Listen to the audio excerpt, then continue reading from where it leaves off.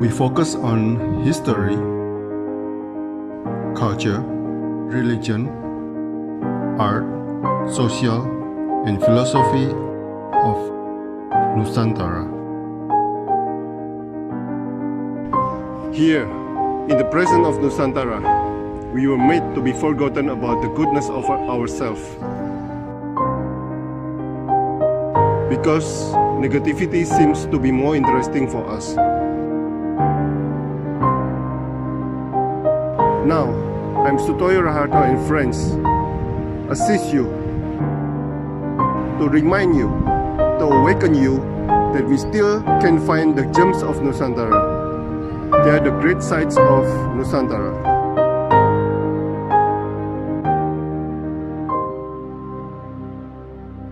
Selamat sore Pak Hangno Hartono, seorang seniman yang di Jogja, yang asli Muntilan. Sangat akrab sekali saya dari kecil dengan Muntilan ini. Apalagi dengan pahatan batunya. Pak Hangno bisa ceritakan trilogi Mencari Arjuna ini apa? Monggo, silakan. Ya, terima kasih. Trilogi Mencari Arjuna adalah pameran instalasi saya yang sudah dilaksanakan di Pendopo Asdrafi, Yogyakarta. Trilogi Mencari Arjuna itu didasarkan atas kepedulian saya terhadap masalah kepemimpinan. Saya melihat bahwa Arjuna dalam konteks tradisi adalah seorang raja pemimpin yang menarik untuk diungkapkan kembali. Selama ini orang melihat Arjuna itu hanya sosok playboy, Don Juan. Padahal di luar itu ada apa ya, dalam bahasa Jawanya itu sanepo. Sebetulnya bukan dia seorang playboy, tapi ada narasi yang mendasari pemahaman seperti itu. Dari naskah-naskah lama, saya menemukan bahwa Arjuna sebagai putra Indra, dia adalah seorang Raja Cakrawatin. Cakrawatin adalah melingkupi Cakrawala, yang di dalamnya mempunyai visi yang disebutnya Bumipati dan Prajapati. Yang disebut Bumipati adalah seorang raja yang bersuamikan atau beristrikan bumi. Prajapati, seorang raja yang beristrikan rakyat. Jadi seorang raja itu mengetahui bumi, segala gerak-geriknya, segala problematika, itu yang disebut Prajapati. Mengerti dan bertanggung jawab. Sebagai seorang suami terhadap istrinya, itu mempunyai rasa tanggung jawab yang besar. Itulah yang disebut Bumipati. Demikian juga Prajapati. Prajapati itu beristrikan rakyat. Jadi keluh kesah rakyat itu diperhatikan sekali sama seorang pemimpin Cakrawatin. Oke, Kalau kita melihat, saya stop dulu. oh ya. Pak, berarti ini seorang pemimpin harus bersuami dan beristri, Pak, ya, betul? Bukan, maksudnya beristrikan. Kalau Arjuna kan laki-laki, otomatis beristri, istrikan bumi, beristrikan rakyat. Jadi tahu keluh kesahnya rakyat. Okay. Karena selama ini ketika orang menjadi pemimpin, itu cenderung mengeksplorasi bumi. Mumpung ada kesempatan, digunakan kesempatan itu. Ketika menjadi pemimpin kepada rakyatnya, hanya dijadikan konstituen pijakan untuk naik kekuasaan. Bukan mengetahui keluh kesahnya rakyat. Nah itu. Nah, kalau yang bersuami, Pak? Kalau yang bersuami? Ya itu kalau seorang pemimpin wanita. Nah, oke. Okay. Itu bersuami kan, iya. Ya, tetapi ya, Tetapi kan beristri dan bersuami di sini kan sangat layak sekali untuk diklopkan dengan seorang pemimpin, Pak. Betul. Iya. Jadi apakah ada konsep yang tidak ada perempuan, tidak ada laki, di mana dia bisa beristri dan bersuami? Ngerti maksud saya ya? Karena bersuami dan beristri ini kan artinya sangat-sangat bagus, Pak. Mencintai bumi dan mencintai rakyat begitu. Jadi Ya. pemimpinnya itu non-dualisme gitu loh. Iya, seorang pemimpin itu idealnya begitu. Saya melihat ini ternyata dalam kasanah tradisi itu ada sosok pemimpin. Kalau dalam sejarahnya, nama itu secara eksplisit pernah disandang oleh Sultan Agung yang disebut Hanyokro Kusumo dan Hanyokrowati. Itu adalah konsep Cakrawatin. Kalau dalam perjalanan sejarahnya, yang bagi orang Jogja yang banyak dikenang, itu adalah HB9. Yang terkenal tahta untuk rakyat. Itu konsep Cakrawatin. Sangat sosialis. Nilai-nilai kepemimpinan semacam kayak gini, yang menurut saya perlu dimunculkan kembali. Bahwa di dunia tradisi itu mempunyai konsep pemimpin. Seakan-akan kita tuh nggak punya konsep pemimpin, sehingga ketika mencari rujukan pemimpin harus ke barat. Saya sebagai konsen dalam budaya ingin mengajak menengok kembali konsep-konsep kepemimpinan dari dunia tradisi. Pak, kan kita maaf, kan kita tidak bisa ngomong bahwa yang milik kita itu adalah dunia tradisi, Pak. Siapa tahu yang kita itu yang lebih modern daripada mereka. Ya, tradisi bukan artinya tradisionalisme, tetapi berpijak pada akar kultural. Itu yang saya maksud dengan tradisi. Iya, saya ngerti. Arjuna beristri banyak, itu sebetulnya peran-perannya aja yang simbolisasi peran. Umpamanya seorang pemimpin itu departemennya banyak dan dia bertanggung jawab terhadap semua departemen itu. Sebetulnya lebih ke arah ke sana. Oke, selain Sultan Agung dan HB ke-9, siapa lagi Pak yang Bapak lihat sebagai pemimpin yang ideal? Kalau konsep yang dibangun oleh naskah Suryorojo, yaitu sebagai landasan kerajaan Ngayogyakarta Hadiningrat, itu naskah itu bercerita tentang kepemimpinan Cakrawatin itu. Jadi seorang raja itu ya seorang Cakrawatin yang peduli terhadap rakyatnya, peduli terhadap lingkungannya, dan itu masih bisa kita lihat, yaitu contoh paling mutakhir itu HB9, dan HB9 itu pun saking terobsesinya sama Arjuna, anaknya yang sekarang jadi HB ke-10 itu namanya Arjuna Darpito. Itu sama aja Arjuna Wiwaha, nama lainnya dari Darpito.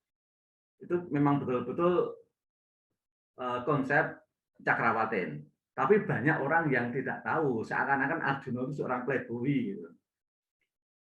Itu yang kepingin saya sampaikan. Karena saya melihat faktor kepemimpinan di negara ini penting. Di dalam trilogi, saya bercerita tentang sequel pertama itu ketemu Buto. Hampir semua sisi kehidupan itu ada Butonya. Juga ada narasi-narasi unik semacam yang tadi saya tulis juga tentang New Triad Politika. Itu yaitu penguasa, pengusaha, dan pelawak. Itu satir-satir, saya banyak menulis tentang satir-satir di karya seni saya. Pak Hangno, kalau Bapak lihat ya, HB ke-9 dan Sultan Agung itu kan dalam sistem kerajaan, Pak. Ya. Ya. apakah Bapak sudah melihat di dalam sistem republik, Pak, pemimpin-pemimpin seperti itu? Ya kalau saya, ya kita ya mungkin di dalam atau di luar negeri kan kita, monggo. Kalau saya lihat konsep kepemimpinan spirit cakrawatin yang bisa kita lacak di dalam dunia akademis itu mungkin kalau Bumi Pati itu lebih kepada apa itu lebih kepada partai-partai politik yang pro empowerment, apa itu kerakyatan, alam semesta itu, pemberdayaan lingkungan, ekologi. Kalau yang Bumi Pati, yang Prajapati, saya melihatnya sistem sosialisme itu yang mendekati keinginan dari sistem itu. Jadi sistem sosialis dan ekologi. Dan itu apakah Pak Hangno pernah melihat itu? Apakah ini konsep ini tidak terlalu idealisme, Pak? Ya, ini memang idealis. Karena apa itu pragmatis harus diimbangi dengan idealisme biar terjadi dialog. Nggak mungkin pragmatisme hadir sendiri. Sebagaimana dalam perang itu Kurawa dan Pandawa itu hadir bersama. Nggak mungkin ada Pandawa juga nggak mungkin ada Kurawa. Semua saling berdialog. Dualisme komplementer kalau dalam bahasa wayangnya itu. Saya yakin Pak Hangno juga mengalami kepemimpinan HB ke-9. Iya, mengalami. Kalau Sultan Agung kan kita sudah nggak ngalamin. Saya tahu waktu HB9 Sedo meninggal, saya bikin clipping itu. Saya nggak tahu mengapa kok saya bikin clipping sebanyak-banyaknya. Tapi apa yang menjadi inspirasi Pak Hangno dari kerjanya beliau, Pak? Kalau yang dikenal itu kan sangat populis. Betul-betul kita dulu ketika meninggalnya betapa rakyatnya itu derek ke prosesi antusias sekali. Itu berarti memang HB9 itu sangat populis. Pemimpin yang populis inilah sebetulnya yang menarik. Karena saya lihat sistem sekarang menjadikan pemimpin itu lebih kepada uang. Jadi siapa yang punya uang banyak, dana banyak, dia bisa jadi pemimpin. Bukan berangkat dari akar tradisi. Seorang Arjuna untuk menjadi pemimpin melakukan yang terkenal topo-topo di mana-mana itu. Jadi pengolahan diri itu tidak hanya dari segi intelektual, tapi juga dari segi batiniah diolah. Dan juga kalau sekarang kita lihat pemimpin lebih kepada intelektual dan kekayaan materi saja yang dikedepankan. Makanya sosok Arjuna ini menarik karena dia meraih pemimpin, menjadi seorang pemimpin itu prosesnya panjang.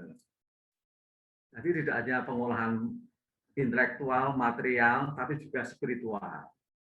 Itu yang saya melihat di bangsa ini kurang itu. Nah, Pak Hangno belum menjawab pertanyaan saya. Hasil kerja apa yang dilakukan oleh HB9 kepada Jogja yang menginspirasi Pak Hangno? Kalau secara pembangunan itu HB9 itu terkenal tidak melakukan pembangunan apa-apa. Bahkan wilayah keraton itu banyak dikasihkan kepada rakyat. Rakyat minta tanah nembung beteng dibongkar, silakan. Minta taman sari, silakan. Bahkan semacam kayak itu. Nilai populisnya itu menarik, tetapi di sisi mempertahankan kesejarahan itu bagi orang-orang budayawan Jogja itu sering dipertanyakan. Saking kebaikan hatinya itu sisi-sisi kesejarahan itu sering dilupakan. Yaitu umpamanya bangunan benteng yang boleh digunakan untuk rakyat. Dan pembangunan juga tidak lambat karena konsepnya sosialis. Tapi bagaimana rakyat merata dulu, bukan dilihat dari sisi fisiknya. Yang penting rakyat senang, tentrem. Saya melihat itu. Artinya ada faktor lebih kepada hidup di Jogja lebih pada ketentraman jiwa daripada apa ya, orientasi material. Karena mungkin pendapatan daerah di Jogja terkenal paling rendah di Indonesia. Tetapi orangnya senang. Mungkin itu yang saya lihat. Oke. Yang paling smart untuk beliau adalah beliau membuat banyak universitas di Yogyakarta. Itu saya rasa very intelligent, Pak. Oh ya. Karena sumber mahasiswa, sumber intelektual itu mungkin karena berasal dari ekologinya Jogja sendiri, Pak Raharto. Ekologi Yogyakarta itu memang ekologi daerah Brahmana, daerah ilmu pengetahuan. Dalam konsep Mataram kuno ada dua daerah penting, yaitu satu Pararaka, yaitu lebih ke urusan politik dan ekonomi, itu yang terdapat di utara, Muntilan sampai Wonosobo, batasnya Sungai Serayu itu Pararaka. Kalau wilayah lereng Merapi sisi Jogja itu para Brahmana. Makanya di Jogja itu banyak candi-candi itu banyak dan banyak simbol-simbol Ganesha, yaitu ilmu pengetahuan. Makanya kalau Jogja sebagai kota pelajar itu punya genealogi yang panjang dan itu memang tepat sampai sekarang terlestari. Itu memang sejarah panjang. Dan HP9 itu tahu posisi ekologisnya itu. Oke, kembali ke proyeknya Pak Hangno. Mengapa trilogi, Pak? Trilogi, saya terinspirasi, saya orang Muntilan, saya terinspirasi oleh Candi Borobudur dalam tahapan-tahapannya itu. Dalam 3 alam di Candi Borobudur. Dan karya saya itu juga terinspirasi oleh relief. Jadi satu lukisan dengan lukisan yang lain itu saling nyambung. Itu yang jarang dilakukan oleh teman-teman seniman ketika pameran. Biasanya tunggal. Apa itu satu dan lainnya itu tidak menyambung. Tapi kalau saya terinspirasi dari relief, dari lukisan yang satu dengan yang lain itu satu narasi. Ada Purwo, Madya, Waso, pembukaan, penutup, tengah dan penutup itu ada. Dari Borobudur saya terinspirasi di tingkat alam bawah, yaitu Arupadatu. Itu saya personifikasikan dari apa itu alam-alam non muralistik, yaitu saya gambarkan dengan buto-buto. Yang kedua itu kalau alam kedua, saya di sana yang saya terkesan itu cerita-cerita tentang Ganda Yuha, naskah Ganda Yuha itu bercerita tentang perjalanan Pangeran Sudana untuk mencari pengetahuan sempurna. Saya gambarkan di alam kedua ini para satria. Para satria itu di dunia wayang itu banyak sekali. Itu menarik untuk diteladani. Bahkan sampai Raja Mangkunegara IV itu membuat khusus teladan yang diambil dari para satria wayang itu yang naskahnya disebut Tripama. Tripomo, 3 perumpamaan. Terus puncaknya di alam Buddha, saya tidak menyamakan Arjuna dengan Buddha, tapi Arjuna itu sosok sempurna seorang pemimpin, seorang cakrawatin yang meliputi cakrawala. Di dalam melingkupi cakrawala itu ada itu Bumipati dan Prajapati, dan itu diperolehnya dengan cara laku yang sangat ya sebagaimana seorang Buddha dulu melakukan laku sampai mencapai pencerahan. Demikian juga Arjuna. Itu Pak. Pak Hangno, saya ingin tanya, tentang lakunya Arjuna ini.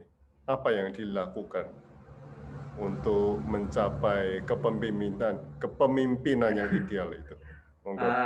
Yang banyak di dalam naskah itu yang apa itu, ketika Arjuna bertapa tuh sering yang dijadikan banyak di lukisan Arjuna Sucipto Wening. Jadi proses meditatif untuk sampai pencerahan itu digambarkan dengan, kalau dalam lukisan-lukisan klasik itu mendudukin ular, itu sebetulnya kalau dalam konteks kekinian itu pengolahan kundalini, kalau saya mengartikan gitu. Ya, artinya yang dilakukan oleh Arjuna di dunia saat ini sebetulnya banyak dilakukan pengolahan kundalini dan reiki, bahasanya. Tapi pengolahan secara personal, juga pengolahan secara universal, reiki kundalini. Itu yang dilakukan Arjuna. Secara simpelnya begitu. Pengolahan ini saya jarang melihat pada tokoh-tokoh politik kita. Maka saya sebetulnya, selain itu saya juga sering melakukan meditasi. Itu bagian dari memperkenalkan dunia meditatif dalam untuk melihat kehidupan. Dia akan lebih memahami kehidupan secara lebih mendalam, tidak di permukaan. Nah, itu yang menarik dari lagu-lagunya Arjuna. Pak Hangno sudah pernah ke Gunung Arjuna di Jawa Timur? Belum, Mas. Kapan-kapan. Oke. Siapa tahu mau riset lagi tentang lebih dalam. Iya, betul. Oke. Saya share screen ya. Nih. Oke, silakan Pak Hangno, dijelaskan di sini. Ini itu bercerita tentang, itu sebetulnya satir. Dalam trilogi tetap aja saya mengambil dramaturgi wayang, harus ada goro-goro. Ini bagian goro-goronya. Saya goro-goronya membuat 2 lukisan, satu New Trias Politica dan satu Dolanan Ratu-Ratuan. Yang ini New Trias Politica. Karena saya melihat saat ini itu kekuasaan lebih didominasi oleh penguasa dan pengusaha. Ketika 2 aktor ini berkolaborasi, ketika ada permasalahan, yang keluar kadang-kadang statementnya itu lucu. Makanya ini New Trias Politica itu pengusaha, penguasa, dan pelawak. Itu satir, sebuah satir. Apakah bukan dari dulu, Pak, penguasa dan pengusaha itu? Iya. Makanya tokoh Arjuna perlu hadir. Oke. Begitu. Oke. Next, Pak, ya. Kita kembali ke ini, Pak. Ini loroning atunggal ya. Ini kadang-kadang seorang satria itu tidak sadar kalau dirinya itu juga ada sisi butonya. Karena sistem sudah menjadikan absurditas kekuasaan yang seharusnya praksatria masuk ke dalam sistem buto, sehingga ada ketidaksadaran bahwa dirinya sebetulnya buto, walaupun secara eksistensialnya itu satria. Makanya saya perlu menghadirkan golek ono saja nih. Endi sing satria, endi sing buta dalam diri kamu. Itu. Oke. Itu banyak yang semacam kayak gitu itu. Yang seakan-akan satrio tapi ternyata buta. Itu saya lukisannya banyak mengkritik-kritik kayak gitu. Nah, 4 warna ini, Pak, apakah ada artinya, Pak? Ada tapi saya nggak mau eksplisit. Oke, monggo silakan. Ya, ya udah itu ada artinya. Semua warna aku pilih. Oke. Bisa di WhatsApp ke saya nanti artinya. Oke, monggo yang ini, Pak. Ini sebetulnya kan dolanan ratu-ratuan. Artinya sebetulnya bukan kelasnya.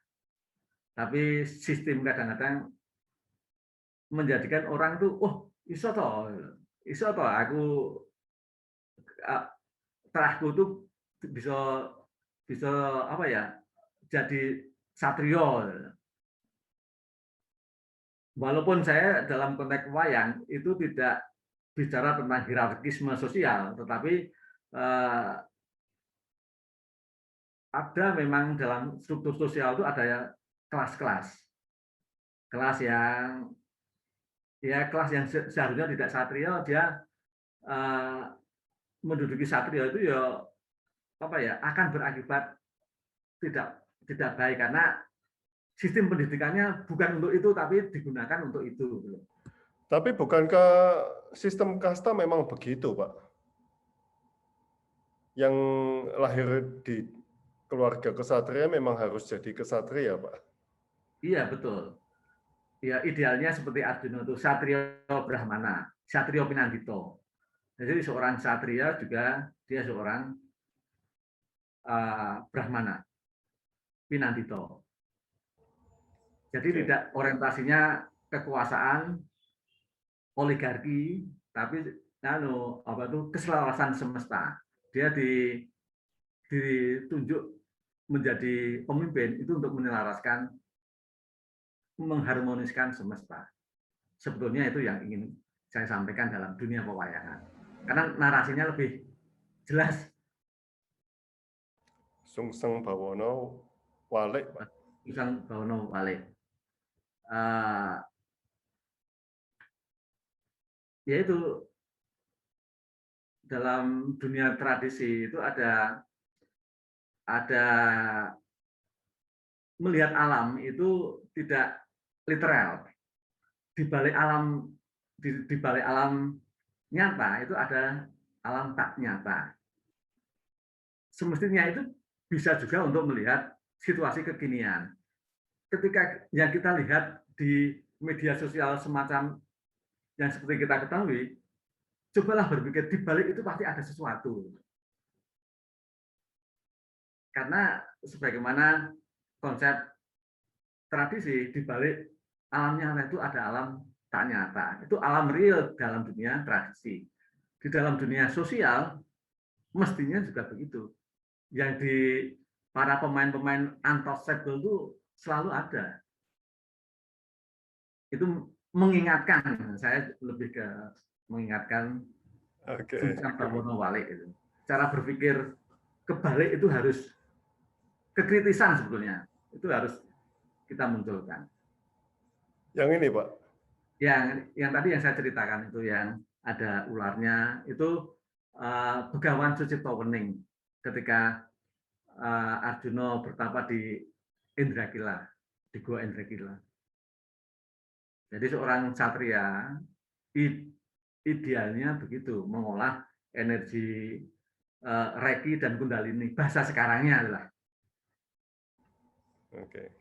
Mungkin dengan teknis-teknis lain, tapi intinya itu. Oh, ini sudah selesai, Pak. Ada lagi nggak ya, Pak? Ada lagi nggak ya, Pak? Sudah. Sudah ya, itu aja. Itu aja. Saya juga punya galeri itu yang. Ini bukan ya? Itu juga ya, yang ada dalam bukunya ada tuh. Oh, oke.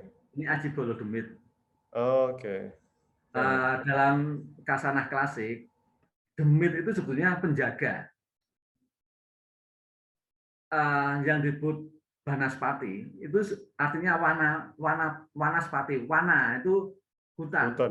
Ya. Penjaga hutan sebetulnya. Oh. Tapi dalam konteks kekinian itu nilai-nilai profan, nilai sakral itu dihilangkan menjadi semuanya profan, sehingga Banaspati itu dianggap demit, terus tidak ada lagi penjaga-penjaga hutan secara secara gaib itu hilang. Nah, dalam konteks pameran ini, para buto itu temennya ya bekasaan semacam kayak gini, dalam dunia wayang bekasaan. Tetapi dalam narasi aslinya, demit itu sebetulnya penjaga ekologi.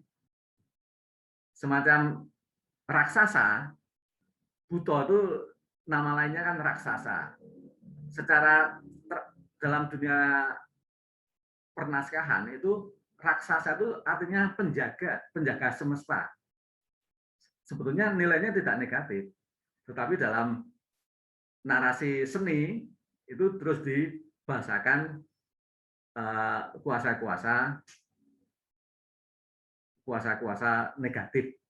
Oke. Wow. Jadi hilang arti aslinya, Pak ya? Betul, banyak yang hilang arti aslinya. Nah, ini juga buto ya? Ya, itu ini buto. Oke, ini buto. Itu kapi. Oh, yang mana Pak? Yang ini? Itu kapi itu binatang kera, tapi kepalanya tuh aneka macam binatang. Itu narasinya ketika Anoman mau menyerang Alengka, itu seluruh binatang itu mau berpartisipasi.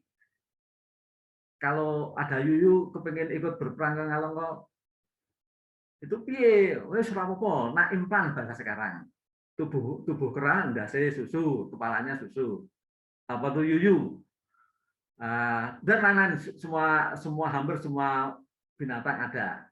Itu narasi aslinya. Tapi dalam konteks ini di bagian mencari buto, bagian dari ketemu buto itu bahwa para buto itu temennya wis ora jelas. Orang-orang yang kepalanya itu wis binatang lah dalam konotasi negatif. Teman-temannya itu manusia tapi sifatnya kayak anjing, kayak celeng, kayak babi, kayak kera, semacam kayak itu dalam narasi saya dalam trilogi Mencari Arjuna itu. Jadi temennya itu wis di samping tadi demit, barang orang nggak kelihatan, juga manusia-manusia yang penuh keserakahan nafsu hewani. Maksudnya makanya Arjuna perlu hadir untuk mengatasi semuanya itu. Nah, itu butonitis. Para satria itu saking bingungnya melihat situasi kekinian, terus mencari perlindungan para buto, bahkan tidak hanya perlindungan tapi mencari supaya buto itu masuk untuk ini kan saking kacaunya jagat satrio di Indonesia itu loh. Itu yang ingin saya sampaikan. Jadi kacau jagat satrio. Ini perlu. Ini Dancing with Buto. Dancing with Buto. Wah, ini menarik. Dancing ini sate dari film. Dancing itu kalau dari dunia tradisi itu disebut biksa. Bikso Mataram umpamanya. Bikso itu pemujaan. Nah, Bikso Mataram, tarian Mataram itu mentor, ibu. Berarti pemujaan terhadap ibu. Dalam konteks ini, kalau seorang satrio sudah mau berdansa dengan buto, tidak hanya sekedar permainan dansa keindahan saja, tapi sudah merupakan bentuk pemujaan. Jadi sangat mengerikan kalau seorang satria sudah mau berdansa, mau menari dengan buto, itu sudah tahapnya itu sudah pemujaan. Bukan relasi wajar, tapi sudah relasi spiritual. Kan mengerikan kali ini. Para satria. Buto mancing. Ya, buto mancing. Tangan buto. Tangan buto. Nah, di bawah ini satir dari buku Di Bawah Naungan Ka'bah Buya Hamka itu. Ini Di Bawah Naungan Buto. Buto saya menyamakan betapa Buto itu semacam itu loh, sebuah menjadi ideologi, menjadi agama baru bagi para satria itu kan mengerikan. Satir saya itu di situ, Di Bawah Naungan Buto. Ini cakep ini. Ini bersama Buto bisa. Ini dari satir dari buku Ki Panji Kusmin, Langit Makin Mendung. Saya satirkan dari Jakarta Makin Mendung. Jakarta sebagai ibu kota itu menjadi proyek utama para Buto itu. Nah, ini unfinished Buto, nanti seorang satria yang kepingin masih ambigu untuk menjadi Buto, dan kesatriaan itu ambigu, itu masih unfinished. Ini tangannya sudah kayak Buto, mukanya sudah mulai menjadi Buto, tapi badannya masih satrio. Jadi hubungannya. Nah, ini Buto itu amorf, tidak kelihatan. Oh. Sama ini Buto hijau, amorf, tapi orientasi Buto itu sama, semuanya materi, uang. Yeah. Sudah selesai, Pak. Sudah selesai. Ya. Ini ada Romo Doni juga ini. Wah, itu saya itu. Aktif sekali Romo ini. Ya. Nah, kalau Mataram aja. Oke. Nah, Pak Hangno, apakah sudah menemukan Arjuna itu, Pak Hangno? Dari tadi kan bercerita tentang pencarian. Apakah di proyeknya Pak Hangno itu apakah sudah menemukan? Belum. Makanya ini perlu kita cari. Makanya terakhir dalam seni instalasi saya itu selalu saya kasih golek ono, carilah seorang pemimpin yang setipologi Arjuna. Itu carilah. Saya pameran ini kan saya kelilingkan ke kantong-kantong kebudayaan.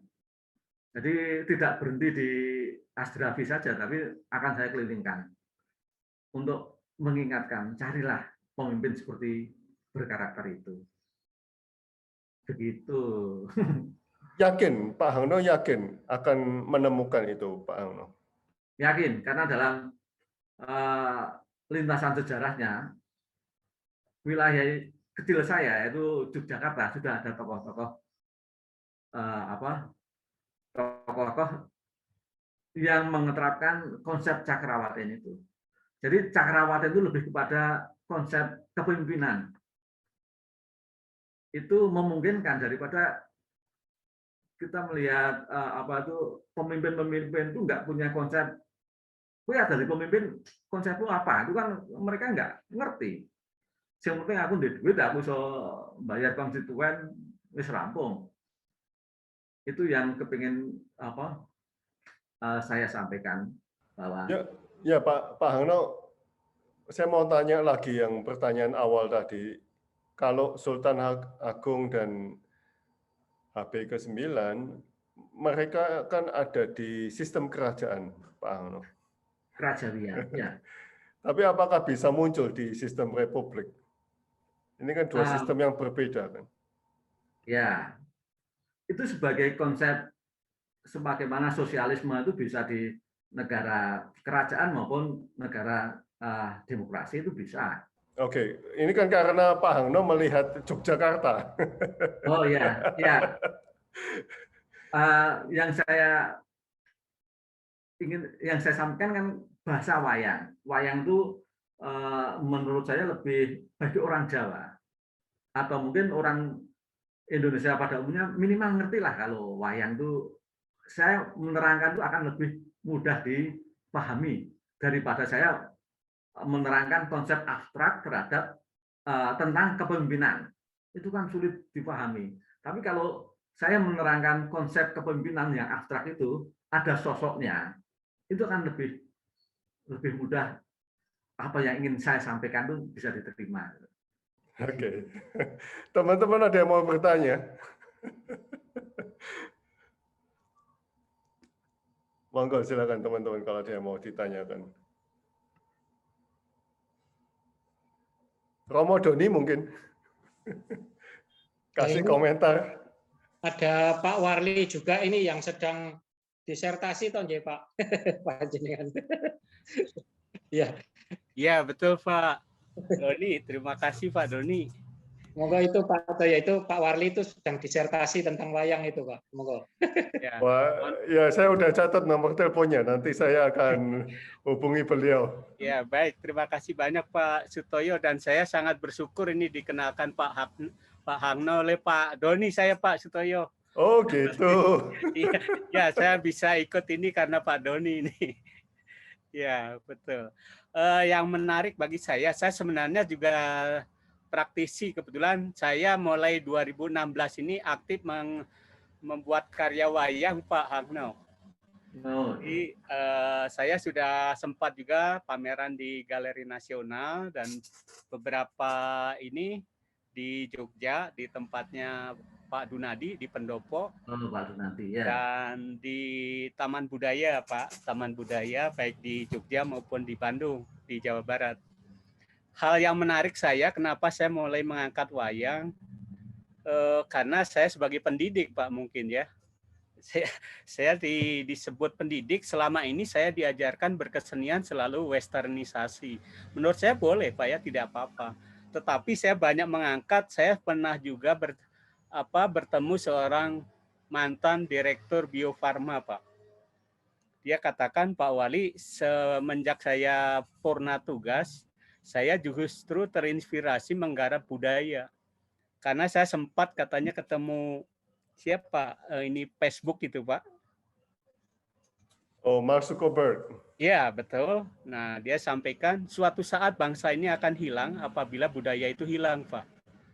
Nah, tanpa disadari, kawan saya ini mengajukan sebuah gagasan, akhirnya disetujui oleh UNESCO atau WHO begitu, Pak. Akhirnya di Sukabumi itu ada semacam geliat budaya yang menarik, Pak, yang digarap besar-besaran oleh beliau gitu, Pak. Nah, akhirnya beliau juga mengundang saya sebagai salah satu pemateri untuk mengangkat masyarakat suka kebudayaan begitu ya, Pak ya. Saya agak tersinggung, Pak. Apa yang Pak Wali sumbangkan buat bangsa gitu. Ini saya agak malu ya, selama ini saya selalu mengagung-agungkan karya saya yang saya pelajari gitu ya Pak ya. Saya pasti akan selalu suka Van Gogh gitu ya. Saya akan ya Salvador Dali begitu ya. Cita-cita saya. Tetapi sebenarnya banyak Pak ya. Akhirnya saya juga begitu ketemu Pak Nyoman Warte. Saya sempat bertemu Pak Nyoman, beliau bilang, Pak Wali, saya ada tamu dari Jakarta. Tapi maaf Pak Hangno ya, kalau saya melenceng kemana-mana pertanyaan saya. Ini supaya saya bisa nyambung Pak. Saya begitu ketemu Pak Nyoman waktu itu bilang, Pak Wali, saya punya waktu maksimal 30 menit karena ada tamu dari Jakarta. Sampai ngobrol 4,5 jam, Pak.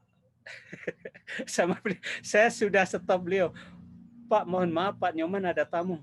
Saya masih asik sama Mas Warli, katanya. Jadi biarkan aja tamu saya yang butuh saya, bukan saya yang butuh dia. Katanya.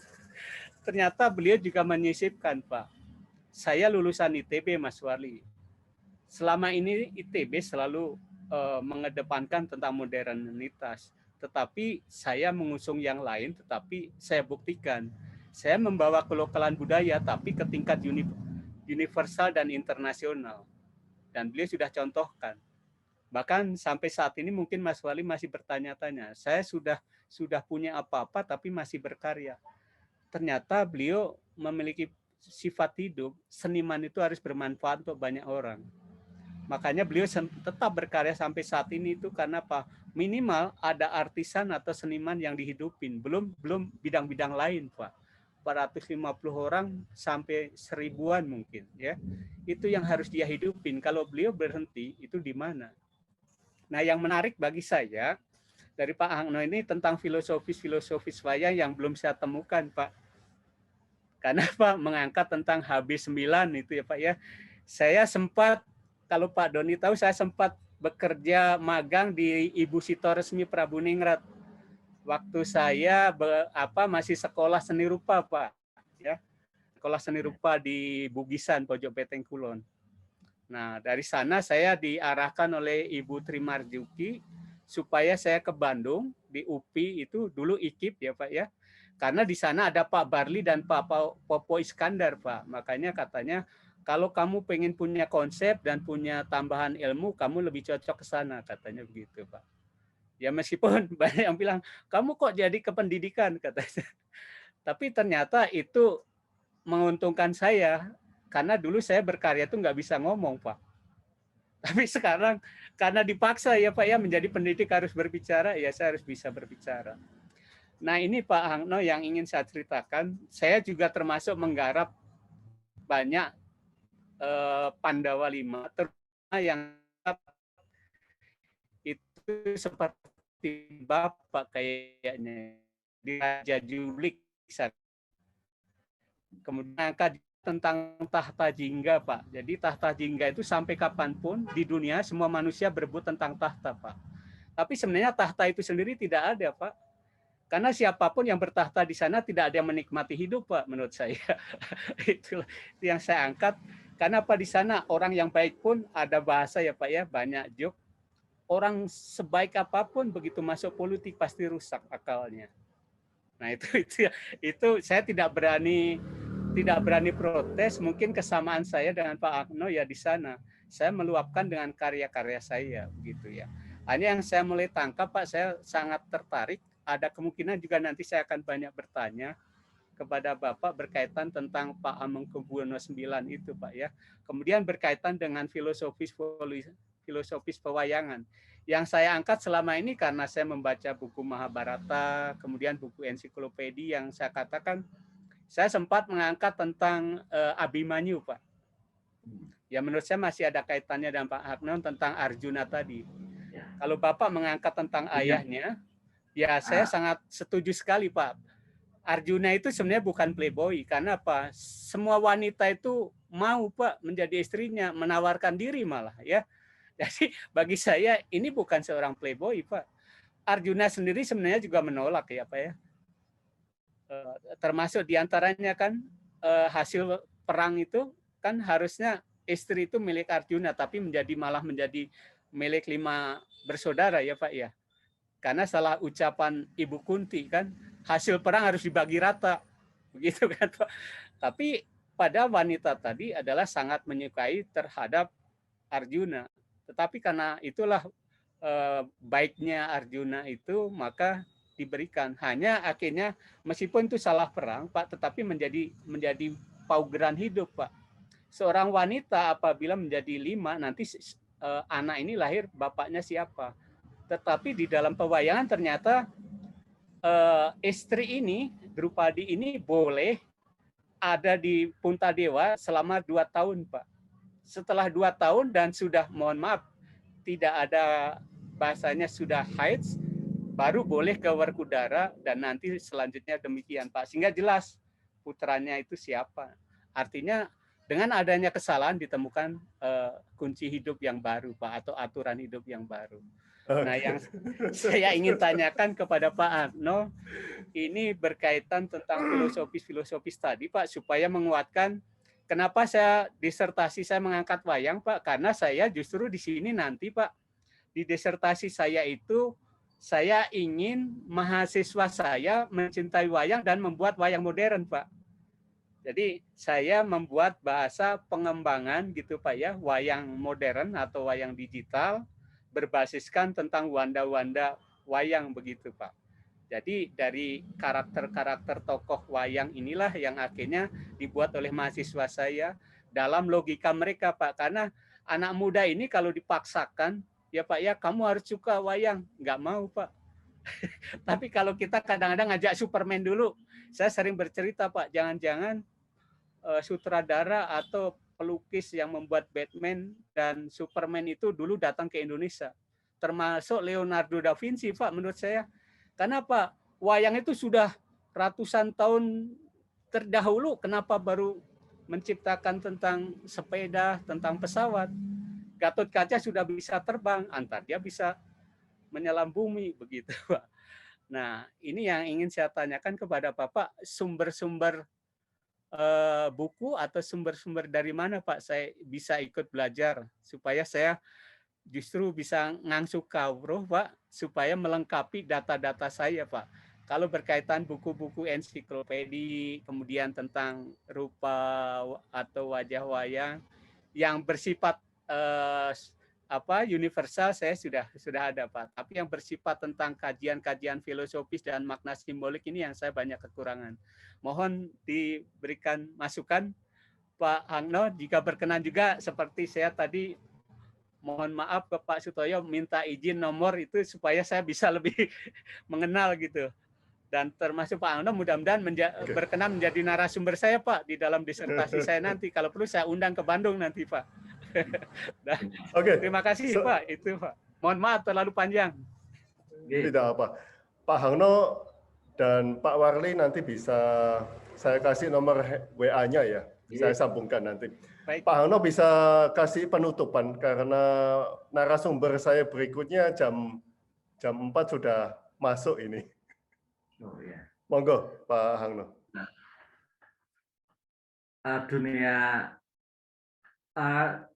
Salam kenal dulu Pak Warli. Kebetulan kemarin kami ketika melakukan pameran trilogi, kita juga melakukan deklarasi pembentukan komunitas wayang kontemporer. Mungkin mari bergabung bersama untuk mengembangkan wayang kontemporer. Kaitannya dengan naskah-naskah, mungkin kita di Jogja nanti banyak bisa ketemu, karena saya juga kadang-kadang sering terkejut ketika membaca wayang antara naskah Jogja dan Solo dan India itu sangat berbeda-beda narasinya. Betul. Itu sangat terkait dengan ekologi, mungkin kata kuncinya ekologi untuk memahami wayang. Jadi ekologi Jawa, Jogja, sangat, Bapak. di Solo berbeda. Demikian juga dari India. Nanti akan banyak terlihat perbedaan ketika kita memahami ekologi di mana wayang itu ada. Untuk closing saya, Arjuna itu perlu kita munculkan kembali karena persoalan bangsa ini adalah persoalan kepemimpinan. Kita harus mencari pemimpin-pemimpin yang betul-betul peduli terhadap lingkungan, peduli terhadap rakyat. Itu yang tidak hanya dalam bahasa Jawanya lamis, hanya di bibir saja, tapi betul-betul seorang pemimpin yang satrio pinandito. Itu Pak Sutoyo. Terima kasih Pak Hangno atas sharingnya. Sangat idealis. Mari kita tunggu pragmatisnya, Pak. Iya. Semoga kita bisa ketemu Arjunanya sebelum kita meninggalkan kehidupan ini. Arjuna diwakili Parikesit ya, Pak Hangno ya. Cita-cita Arjuna. Ya. Untuk tradisi Jogja sebenarnya Arjuna itu nenek moyang raja-raja Jawa dalam konteks naskah itu. Oleh sebab itu Pak Hangno harus ke Gunung Arjuna, Pak. Oh, nggih. Mantap. Oke, terima kasih Pak Hangno, terima kasih Pak Warli. Nanti saya share WA-nya. Matur nuwun sangat. Terima kasih. Matur nuwun sangat, Bapak.